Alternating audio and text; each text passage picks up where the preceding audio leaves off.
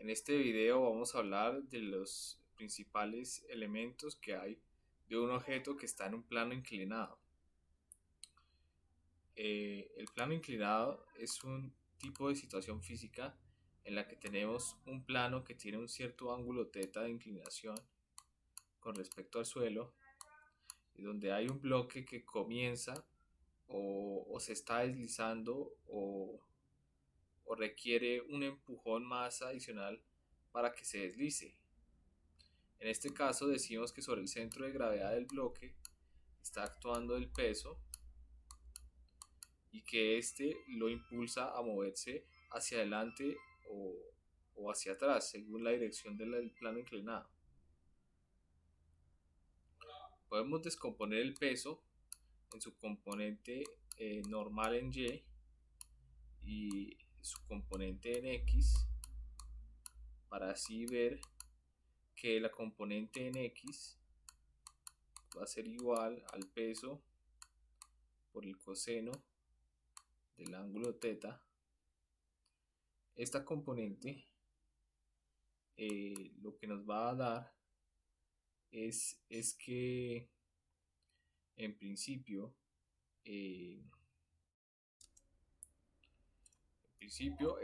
vemos que esta componente lo que nos va a dar es que por trigonometría podemos calcular el seno de ese ángulo para encontrar la componente P sub X.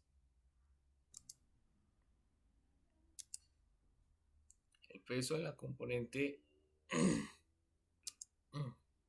el peso en la componente P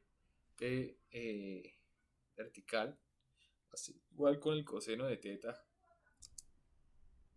y decimos que va a aparecer una fuerza normal que, que va a hacer que el bloque se deslice por el plano de, del plano inclinado. Si encima decimos que hay una cierta fricción mu con la superficie, entonces va a aparecer una fuerza de fricción contraria que va a impedir que el bloque se deslice para, para, eh, para pesos del bloque determinados. Podemos tener dos situaciones diferentes. En una situación el bloque no se mueve y entonces está estático en la superficie del plano. Entonces decimos que está actuando la fricción estática.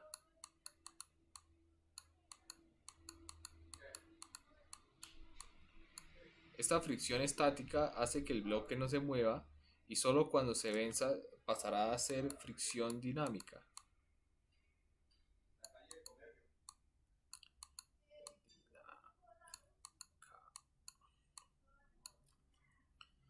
Y la fricción dinámica suele tener un coeficiente menor que el coeficiente de fricción estático.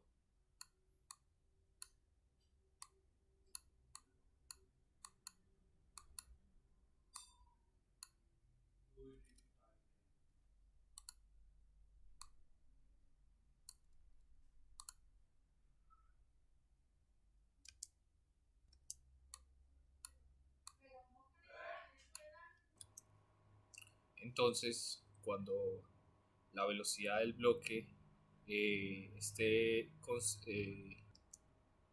cuando el bloque no se pueda mover, vamos a decir que la sumatoria de fuerzas va a ser igual a cero, es decir, va a actuar menos la fuerza de fricción más el peso en la dirección X del plano. Una vez teniendo esto, tenemos que el peso en X va a ser igual a la masa por la gravedad por el seno del ángulo. Esto igual a la normal por el coeficiente de fricción estática, es decir, la masa por la gravedad por el seno de teta va a ser igual a la masa por la gravedad por el coseno de teta por el coeficiente de fricción. Esto quiere decir que el coeficiente de fricción va a depender del ángulo teta, como la tangente de teta.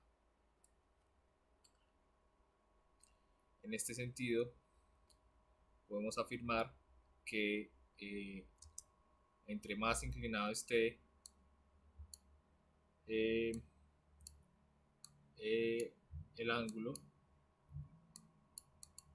menor va a ser la fricción, y entre menos inclinado esté, mayor va a ser la fricción, porque va a haber más fuerza normal sobre el objeto.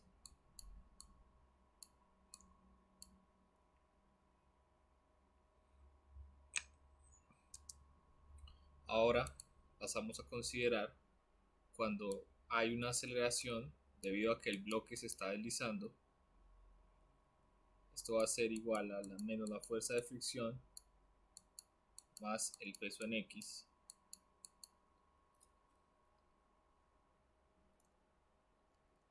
Entonces decimos que la aceleración va a ser igual a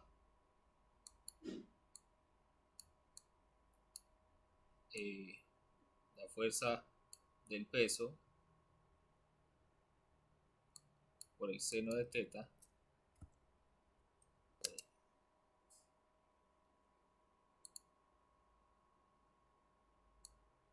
la fuerza del peso por el coseno de teta por mu más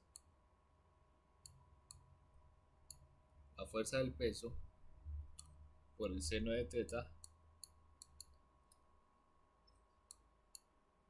Todo esto dividido entre la masa total. Esto va a ser igual a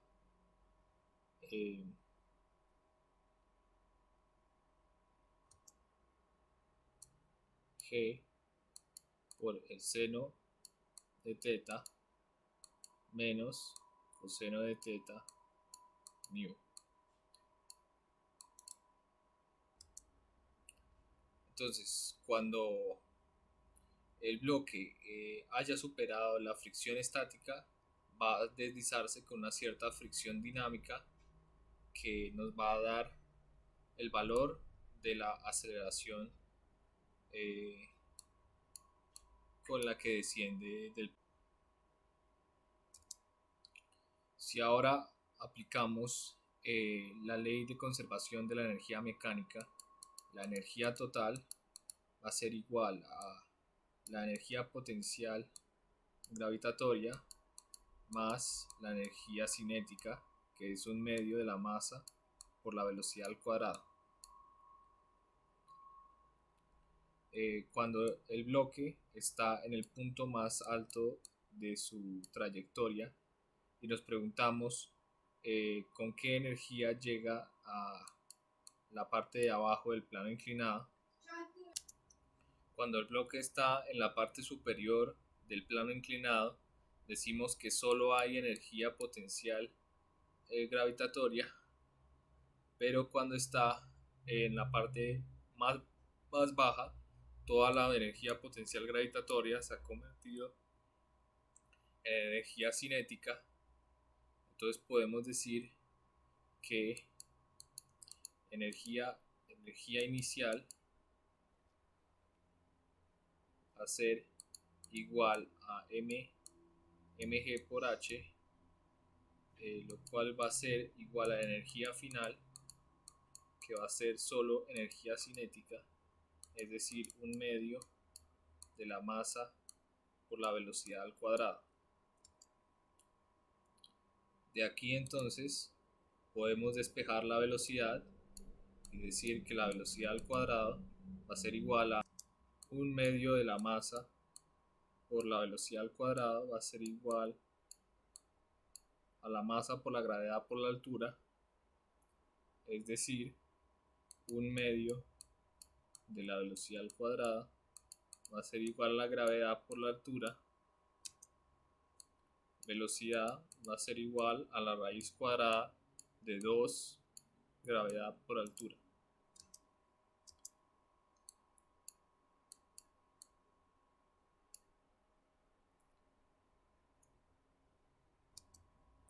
Entonces, con esto ya podemos saber la velocidad que va a tener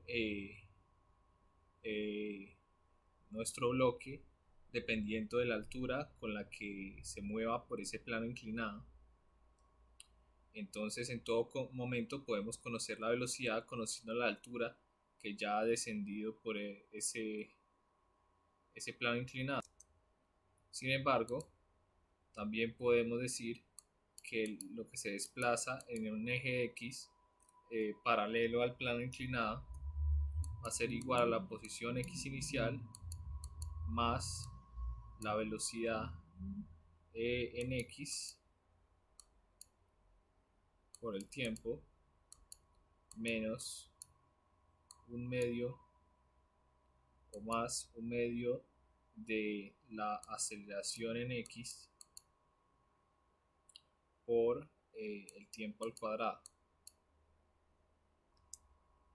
La aceleración en X va a ser igual a la que calculamos en la parte anterior, es decir, esto va a ser X sub 0 más B sub 0X por el tiempo más 1/2 de la gravedad, el coseno de teta mu más el seno de teta.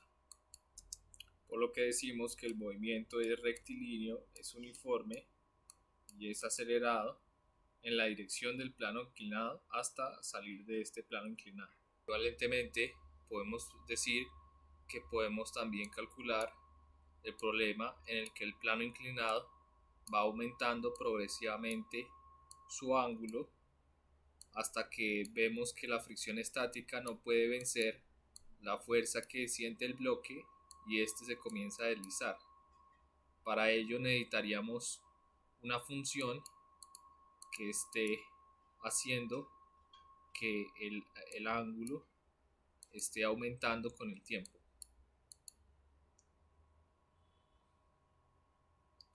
A esta función entonces tendríamos que llamar función de paso o función en que cada cierto periodo de tiempo el ángulo aumenta en una cierta cantidad. Intuitivamente diríamos que entre más inclinamos el bloque o el plano inclinado en el que está el bloque, más fácil va a ser que este resbale. Muchas gracias por ver este video.